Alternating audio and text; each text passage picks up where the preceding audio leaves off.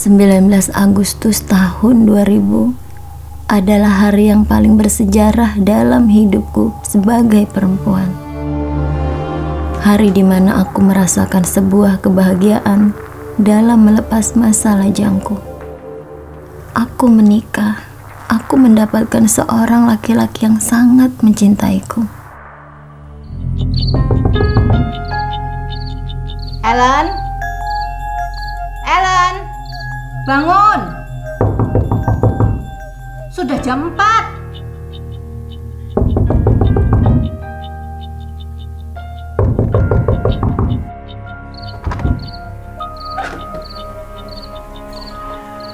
Ada apa sih, Bu? Ini kan masih pagi banget. Jadi istri yang baik itu harusnya kamu tuh bangun lebih pagi. Kamu kan harus mengurus keperluan suamimu. Mosok kalah sama ayam sih? Udah, sekarang kamu masak, terus bantu ibu nyuci. Ayo.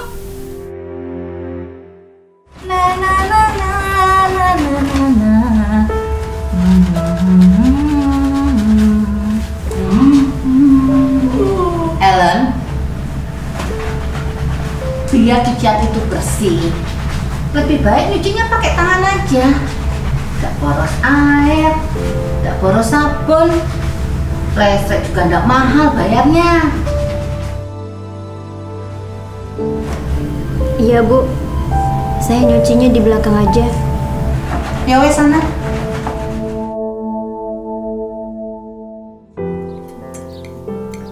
Wes, ayamnya udah jadi. Ayo, silakan.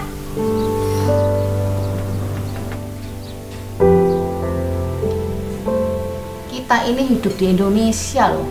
Biasanya makan tiwul, lah ini kok makan roti. Udah kayak orang bule aja. Saya dipaksa untuk punya pola makan nasi di rumah yang kadang-kadang itu tidak menyenangkan saya karena perut jadi nggak sesuai ya. Biasanya kita cuma makan roti dengan teh manis dan langsung berangkat ke kantor. Ini harus makan nasi dengan lengkap sayur dan lauknya. Itu juga membuat saya kehilangan kebebasan di dalam kehidupan saya. Mertua tidak mengizinkan saya untuk berpakaian dengan apa yang saya suka. Alasannya adalah tidak sopan, tidak memberikan kesan Jawa. Kamu itu apa ndak kedinginan? Pakai celana pendek kayak gitu? Itu yang terjadi hampir setiap hari.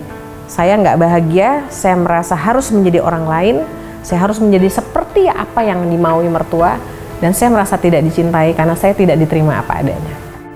Jadi perempuan itu duduk, kaki diangkat, gak bagus, gak sopan. Saya termasuk orang yang tidak suka konflik, sehingga pada saat konflik itu terjadi, saya memendam di dalam hati dan saya banyak cerita dengan Mas Anto. Tapi sayangnya Mas Anto tidak bisa mengakomodir perasaan saya. Mungkin dia merasa lemah juga sebagai suami yang masih tinggal di rumah mertua. Dia belum punya kekuatan untuk mandiri.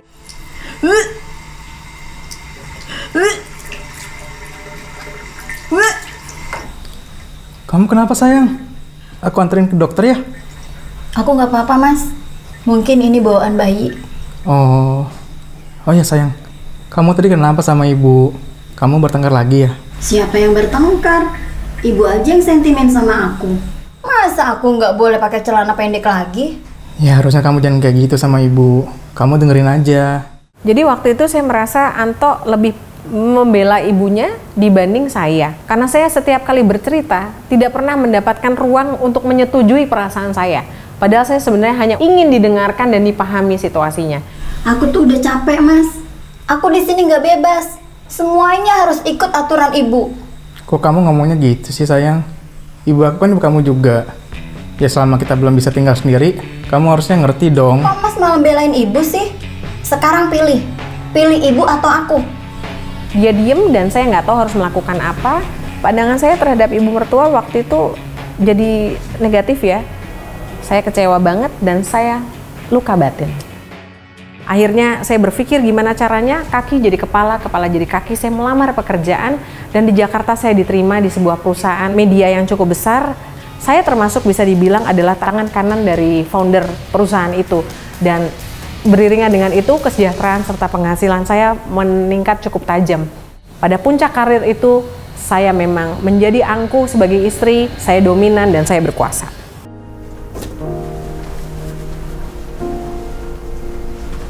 Sampai pada suatu ketika, saya ngerasa ada sesuatu yang nggak beres sama perut saya. Kok perut saya kayak orang hamil? Kamu nggak apa-apa sayang? Kalau sakit gitu yaudah deh, aku batalin ke Malangnya ya. Kita sekarang berebut aja ya. Aku nggak apa-apa kok. Aku cuma kecapean aja. Udah, kami pergi sana. Nanti ibu kamu marah lagi kalau kamu nggak datang. Kamu yakin bisa ditinggal? Iya. Udah sana pergi. Tapi saya tetap sibuk dengan pekerjaan saya, dengan pulang hingga pagi hari ya. Tapi saya merasa apa ini hamil, kok sesek, ada napas diafragma saya mulai terganggu. Saya penasaran dan saya pergi ke rumah sakit di mana dokternya adalah dokter keluarga kami. Perut ibu yang besar ini sebenarnya adalah tumor. Hah? Punya tumor? Nggak mungkin banget saya punya tumor, saya bilang. Saya kaget luar biasa. Dan dia gambarin seperti apa dan posisinya di mana. Waktu dokter ngomong itu, kebetulan posisi Mas Santo lagi di luar kota, saya sendirian dan saya sangat terpukul dan saya ngerasa, oh my god, saya kena tumor rahim gitu. Rasanya nggak percaya. Malam itu langit terasa runtuh menimpaku. Berat sekali untuk aku bisa menerima kenyataan ini. Aku sakit. Aku sendirian. Saya merasa nggak berdaya. Saya merasa kalut. Kalau saya mati gimana? Karena saya nggak tahu nih seberapa dahsyatnya tumor rahim ini dalam badan saya. Dan saya dioperasi pada hari Senin. Operasi memakan waktu sekitar 4-5 jam. Dan pada saat setelah selesai operasi itu, saya lumpuh. Saya tidak mampu mengangkat gelas, meskipun seringan gelas plastik di sebelah itu saya udah nggak mampu. Saya mengangkat tangan pun saya tidak mampu. Saya lumpuh. Dan di situ Anto menguatkan saya. Dengan sabar dia membasuh saya, dia nguatin saya. Pada saat itu terjadi, saya merasa, oh Tuhan, ternyata dia suami yang baik. Dia suami yang sangat mencintai saya. Di tengah-tengah saya nggak berdaya, dia hadir buat saya. Waktu itu saya sungguh-sungguh udah tidak menganggap suami saya karena saya sudah sangat kecewa dengan banyak peristiwa di masa lalu. Dan saya di situ bertobat sekali. Saya memeluk suami saya mencium tangannya walaupun saya lemah. Saya katakan, saya minta maaf kalau selama ini saya tidak menganggapmu ada. Saya tidak menganggapmu sebagai pasangan saya. Saya kemarin-kemarin itu terlalu sombong. Dengan penghasilan saya yang besar, dengan posisi karir saya yang lebih bagus, yang lebih tinggi dari suami, saya nggak menghargai suami saya. Saya tidak punya quality time dengan keluarga saya. Dan saya bersyukur Tuhan izinkan ini sekarang, walaupun masa saat itu sulit sekali. Saya percaya Tuhan mau membentuk saya menjadi pribadi baru yang lebih baik. Dan Allah adalah sumber segala kasih karunia. Lalu saya melihat mertua saya datang mengunjungi saya dan saya merasa sangat senang, saya terharu. Ini ada buah dan makanan buat Ellen. Dari sakit itu saya menyadari bahwa ternyata sakit tumor yang saya alamin itu karena saya terlalu lama memendam rasa luka batin yang hebat. Saya marah terlalu lama terhadap mertua dan orang-orang ada sekitar saya. Toh, Ibu mau bicara sama Ellen. Ya.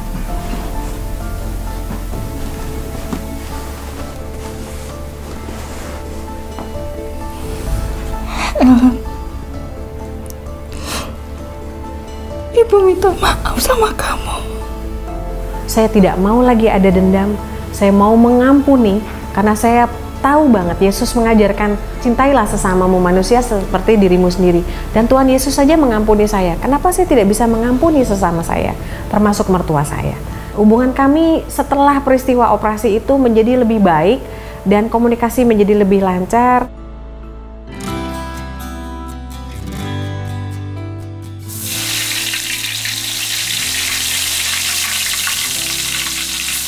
Walah, kamu masak apa?